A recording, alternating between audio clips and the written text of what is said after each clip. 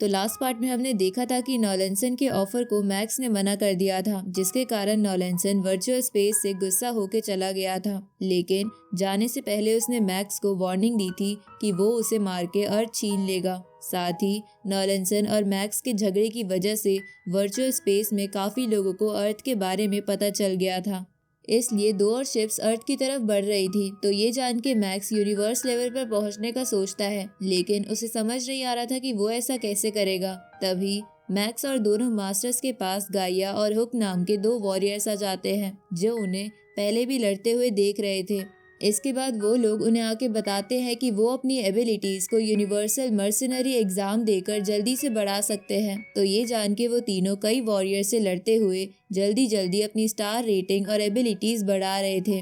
साथ ही उन तीनों में से अभी तक एक भी नहीं हारा था। लेकिन इधर मैक्स को समझ नहीं आ रहा था कि दोनों मास्टर से ज्यादा किल करने के बावजूद भी उसे कम स्टार क्यों मिले हैं। तो उसे बबाता ने बताया था कि उसकी फाइट फैंसी नहीं है, इसलिए उसे कम स्टार मिले हैं। तो ये जान के मैक्स ने डिसाइड करा था कि वो एक साथ कई वॉरियर से लड़ेगा ताकि उसकी स्टार रेटिंग बढ़ जाए। अब आगे तो इस पार्ट की शुरुआत में हम देखते हैं कि क्रेजी वन नाम के वॉरियर की किलिंग्स बहुत जल्दी जल्दी बढ़ रही थी, जो कि और कोई नहीं बल्कि मैक्स ही था। इधर इतनी जल्दी जल्दी किलिंग्स बढ़ता देख किलर एरेना में बैठे लोग गाइया और हुक भी हैरान हो जाते हैं। साथ ही हम कैंगो मानियो के सोल्जर्स को भी वहाँ देखते हैं, जो ये सब कैंगो मानियो को रिपोर्ट कर देता है और उसे मैक्स और दोनों मास्टर्स का डेटा भी भेज देता है। तो कैंगो मानियो सभी जगह ये न्यूज़ फैला देता है कि क्रेजी वन नाम का वॉरियर मर्सिनरी एग्जाम में बहुत ज्यादा किलिंग्स कर रहा है। इधर ये न्यूज़ फैलते फैलते कोशन बेदी के पास भी आ जाती है, जो मैक्स को ऐसा लड़ता देख चौंक गया था। दूसरी तरफ नॉलेंसन ने भी मैक्स की किलिंग्स देख ली थी, जहां किलिंग्स देखकर नॉलेंसन कहता है कि मैक्स सच में कमाल का है, उसने एक ही मंथ में 822 किलिंग्स करी है। इधर इतना लड़ने के बावजूद भी मैक्स को समझ नहीं आ रहा था कि उसकी एबिलिटीज बढ़ क्यों नहीं रही है और उसे इतना खाली खाली क्यों लग रहा है, जबकि वो कोई भी मैच नहीं हारा है। दूसरी तरफ नॉलेंसन मैक्स को सोचता देख कहता है कि लगता है मैक्स को भी धीरे धीरे समझ आ गया था कि उसके साथ कुछ प्रॉब्लम हो रही है, लेकिन भले ही उसे पूरी प्रॉब्लम पता भी चल जाए तब भी वो उसे सॉल्व नहीं कर पाएगा। इसलिए मैं उस दिन का वेट नहीं कर सकता जब मैक्स मेरे कदमों में झुकेगा। अब ये बोल के वो मुस्कुराने लगता है। इस तरफ हम कैंगो मानियो को देखते हैं, जो अपने सोल्जर्स को कुछ कहकर वहां से भेज देता है। साथ ही वो भी मैक्स और बाकी दोनों मास्टर्स पर बहुत बारीकी से नजर रख रहा था।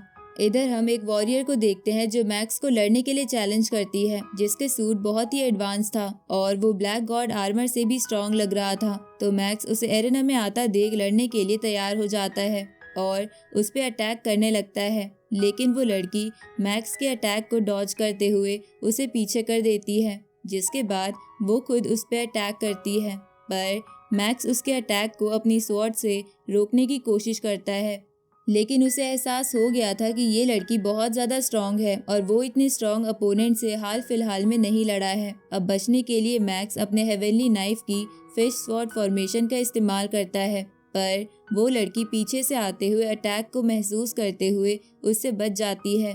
तो मैक्स उससे थोड़ा दूर जाके उस पर दोनों तरफ से अटैक करता है, लेकिन उस लड़की को तो कुछ फर्क नहीं पड़ रहा था। तो ये देखकर मैक्स सोचता है कि ये लड़की तो मेरे साथ खेल रही है। अब वो लड़की लगातार मैक्स पर अटैक करने लगती है, जिससे बड़ी मुश्किल से मैक्स बच पा रहा था। तभी वो लड़की मैक्स को नीचे गिर देती है, जिससे गुस्सा होके मैक्स फिर से उस पर पीछे से अपने हेवनली नाइफ से अटैक करता है, पर वो लड़की अपनी स्वॉर्ड से मैक्स को मार देती है, जिसकी वजह से मैक्स के रिकॉर्ड में एक हार आ जाती है। इधर मैक्स का मैच दोनों मास्टर्स भी देख रहे थे, तभी वो लड़की मास्टर ली शैंग को चैलेंज करती है। इस तरफ मैक्स को बहुत गुस्सा आ रहा था, क्योंकि उस लड़की ने मैक्स को अटैक करने के लिए 9 चांसेस दिए थे, लेकिन वो उस लड़की को खरोच तक नहीं मार पाया था। उसी वक्त मैक्स को भी पता चल जाता है कि उस लड़की ने मास्टर ली शैंग को भी चैलेंज करा है। तो ये जान के मैक्स चौंक जाता है। इधर मास्टर ली शैंग अपनी 9 लाइटनिंग स्वॉर्ड से कई बार उस लड़की पर अटैक करते हैं, पर वो लड़की अपनी स्पीड की वजह से बच जाती है, जिसके बाद वो बड़ी तेजी से मास्टर ली शैंग के पास आके उन्हें भी मार देती है, जिसके कारण वो भी एक मैच हार जाते हैं। इधर उस मैच को देख रही पब्लिक बिल्कुल शॉक में थी। इस तरफ मास्टर ली शैंग जब मैच से बाहर आते हैं तो उन्हें बहुत गुस्सा आ रहा था। साथ ही वहाँ पर मास्टर होंग और मैक्स भी थे। उसी वक्त वो लड़की मास्टर होंग को चैलेंज करती है तो मास्टर होंग भी फाइट के लिए चले जाते हैं। जहाँ उन दोनों के एरेना में पहुंचने पर मास्टर ली शेंग कहते हैं कि एरेना में दोनों के लेवल सेम हो जाते हैं, लेकिन मुझे समझ नहीं आ रहा कि उस लड़की ने मास्टर होंग को क्यों चैलेंज करा है, जबकि वो तो प्लैनेट लेवल स्टेज 9 पर है। तभी बबाता मैक्स और मास्टर ली शेंग से कहती है कि मैंने इन्वेस्टिगेशन करी है और मुझे पता चला है कि आज लड़की ने सिर्फ तुम तीनों को ही चैलेंज किया है। ये सुन के मैक्स समझ जाता है कि वो लड़की उन तीनों को ही टारगेट कर रही है, पर उसे समझ नहीं आता कि ऐसा करने के पीछे उसका इरादा क्या है। तभी मास्टर ली शेंग मैक्स से पूछते हैं कि तुम्हें क्या लगता है मास्टर होंग और उस लड़की में से कौन जीतेगा। इधर हम उस बैटल को देखते हैं जहां इतने स्ट्रॉन्ग अपोनेंट को देखकर मास्टर होंग बहुत ही एक्साइटेड हो गए थे, इसलिए वो बोलते हैं कि मैं अब तक 695 फाइट्स कर चुका हूँ, लेकिन अभी तक मुझे तुम जैसा कोई नहीं मिला था। अब ये बोल के वो उस लड़की से बहुत तेजी से स्वॉर्ड फाइट करने लगते हैं, लेकिन उस लड़की की स्पीड काफ़ी थी तो मास्टर होंग अपना डोमेन एक्टिवेट कर देते हैं, जिस कारण उस लड़की की स्पीड थोड़ी कम हो जाती है और अब मास्टर होंग काफ़ी आसानी से उस लड़की से लड़ पा रहे थे, जिसके कारण उस लड़की को गुस्सा आने लगता है और वो अपनी पावर से उस डोमेन को छोटा कर देती है। लेकिन मास्टर होंग नहीं रुकते और उस पर लगातार अटैक करने लगते हैं। तो ये देखकर वो लड़की मास्टर होंग से कहती है कि लगता है तुम्हारा डोमेन मेरे से ज़्यादा स्ट्रॉन्ग है, लेकिन मेरी स्वॉर्ड टेक्निक का कोई मुकाबला नहीं कर सकता। अब ये बोल के वो मास्टर होंग पर ज़ोरदार अटैक करती है, जिसके कारण मास्टर होंग थोड़ा पीछे हो जाते हैं और बोलते हैं कि मैं भी किलर एरेना में 1 महीने से प्रैक्टिस कर रहा हूँ, इसलिए मेरी भी स्वॉर्ड स्किल और डोमेन पावर पहले से बढ़ गई है। अब वो अपने डोमेन को और पावरफुल कर देते हैं और उस लड़की पर एक जानलेवा अटैक करते हैं, लेकिन वो लड़की बहुत गुस्से में आ जाती है और अपनी पूरी जान लगा के मास्टर होंग के डोमेन को अपने डोमेन से कवर कर लेती है, जिसके कारण उसकी स्पीड वापस आ गई थी और अब वो मास्टर होंग को मार देती है। इधर ये मैच देख रही पब्लिक की आंखें खुली की खुली रह जाती है। साथ ही मैक्स और मास्टर ली शेंग को गुस्सा आ रहा था। इस तरफ कोई अनजान वॉरियर भी इस मैच को देख रहा था, जहां वो देखने के बाद बोलता है कि मुझे यकीन नहीं होता कि एक प्लैनेट लेवल के वॉरियर के पास 3rd लेवल का डोमेन है। लगता है अब तो मुझे इनसे मिलना ही होगा। दूसरी तरफ गाइया को कुछ समझ नहीं आया था कि अभी अभी मैच में क्या हुआ। इधर मास्टर ली शेंग मैक्स से कहते हैं कि उस लड़की ने एंड मोमेंट पर ब्रेक थ्रू कर लिया, जिसके कारण उसका लेवल 2 का डोमेन लेवल 3 का हो गया। पर अचानक से उसने ऐसा कैसे किया और उसके पास इतना टैलेंट कैसे आया? सच में वो बहुत ही स्ट्रांग है। तभी मैक्स कहता है कि मास्टर होंग की जगह मैं वहाँ होता तो मैं उससे लड़ भी नहीं पाता, क्योंकि master Hong planet level stage 9 पर होने के बावजूद भी उसी लेवल के बाकी वॉरियर से काफ़ी स्ट्रांग है।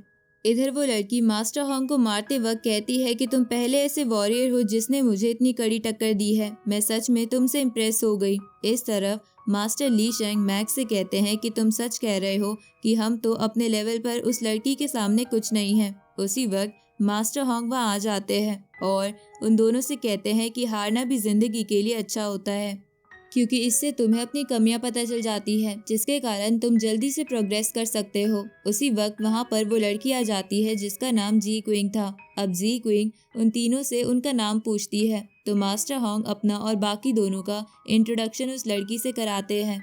उसी वक्त मास्टर ली शेंग जी क्विंग से कहते हैं कि यहाँ पर तो काफ़ी सारे वॉरियर्स हैं, तो तुमने सिर्फ हमसे ही फाइट के लिए चैलेंज क्यों किया? इस पे जी क्विंग बोलती है कि क्योंकि मुझे ऐसा करने के लिए कहा गया था। असल में मेरे एक मास्टर हैं जो तुमसे मिलना चाहते हैं। अब जी क्विंग उन तीनों को अपने मास्टर के पास ले जाती है, जिसका नाम मिंग यू था। तो मिंग यू उन तीनों से कहता है कि मैं सबसे पहले अपना इंट्रोडक्शन दे दूं कि मैं वर्चुअल यूनिवर्सल कंपनी में एक डीकन हूँ और मेरा नाम मिंग यू है। उसी वक्त हमें पता चलता है कि मिंग यू और कोई नहीं बल्कि वही वॉरियर है जो थोड़ी देर पहले मास्टर होंग की फाइट देख रहा था। इधर बबाता जब मिंग यू के आर्मर पर लेवल 2 का मर्सनरी बैच देखती है तो वो हैरान होते हुए मैक्स से कहती है कि मिंग यू की एबिलिटीज किसी डोमेन मास्टर से कम नहीं होगी। साथ ही बबाता मैक्स को बताती है कि एक डोमेन मास्टर यूनिवर्स लेवल के वॉरियर से भी ज़्यादा ताकतवर होता है।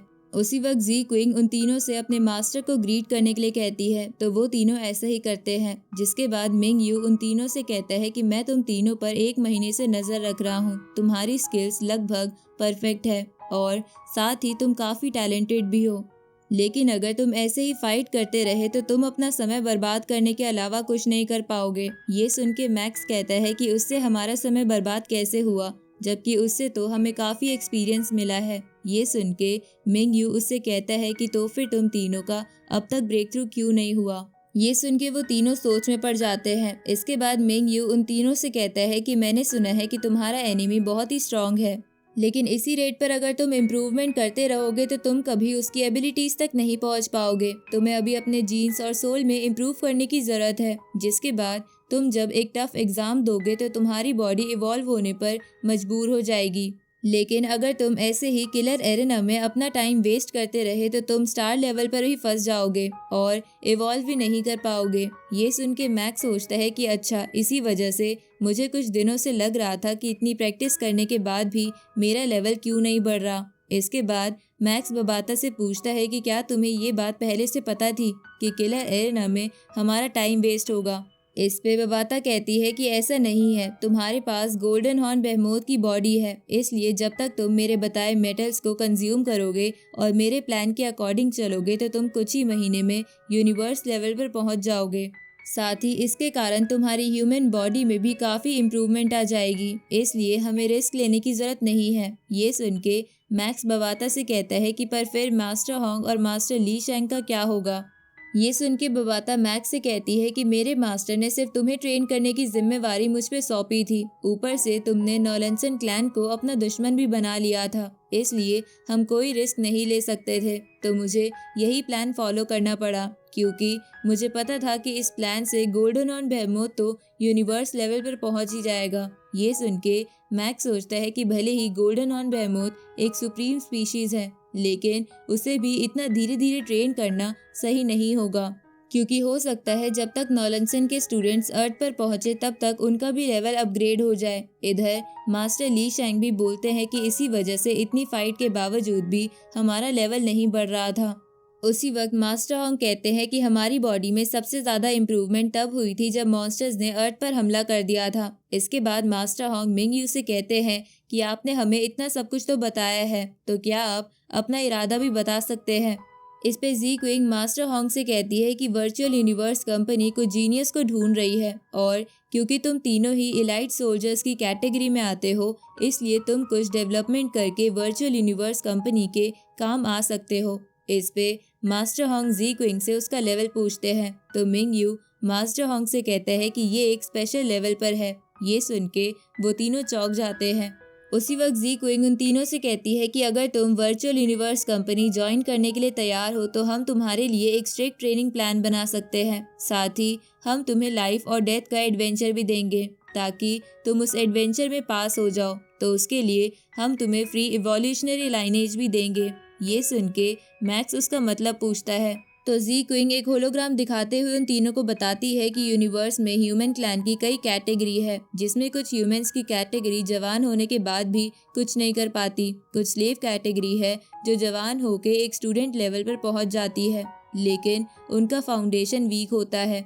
इसके बाद जो कैटेगरी आती है वो ह्यूमंस जवान होने तक प्लैनेट लेवल तक पहुंच जाते हैं, और इससे यूनिवर्स में सरवाइव करने के उनके चांसेस बढ़ जाते हैं। इसके बाद जो कैटेगरी आती है उसके ह्यूमंस जवान होने तक स्टार लेवल पर पहुंच जाते हैं, साथ ही उनकी फाउंडेशन भी काफ़ी स्ट्रांग होती है, इसलिए उन्हें अंडर एस्टिमेट नहीं किया जा सकता।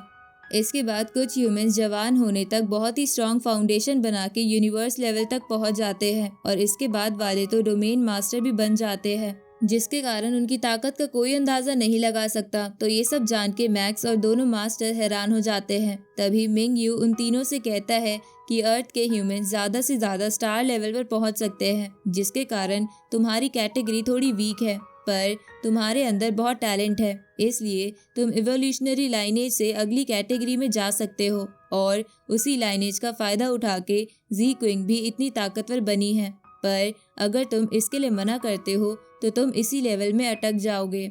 इसके बाद मिंग यू उन तीनों को होलोग्राम की मदद से दिखाता है कि लाइनेज की मदद से सबसे बेकार ह्यूमन कैटेगरी वाला बंदा भी जवान होने तक प्लैनेट लेवल तक पहुंच सकता है। तो ये देखकर वो तीनों चौंक जाते हैं। इसके बाद मास्टर होंग मिंग यू से पूछते हैं कि क्या इसके पीछे कोई खतरा भी है। इस पे मिंग यू उसे बताता है कि कोई खतरा तो नहीं है, लेकिन तुम्हें इस ट्रेनिंग के दौरान कुछ स्ट्रिक्ट रूल्स फॉलो करने होंगे जो शायद तुम कर ही सकते हो अगर तुम्हें अपनी पावर बढ़ानी है तो। इसके बाद मिंग यू उन तीनों से पूछता है, तो फिर तुमने क्या फैसला किया? क्या तुम वर्चुअल यूनिवर्स कंपनी ज्वाइन करना चाहते हो? और इसी के साथ ये पार्ट यहीं खत्म होता है।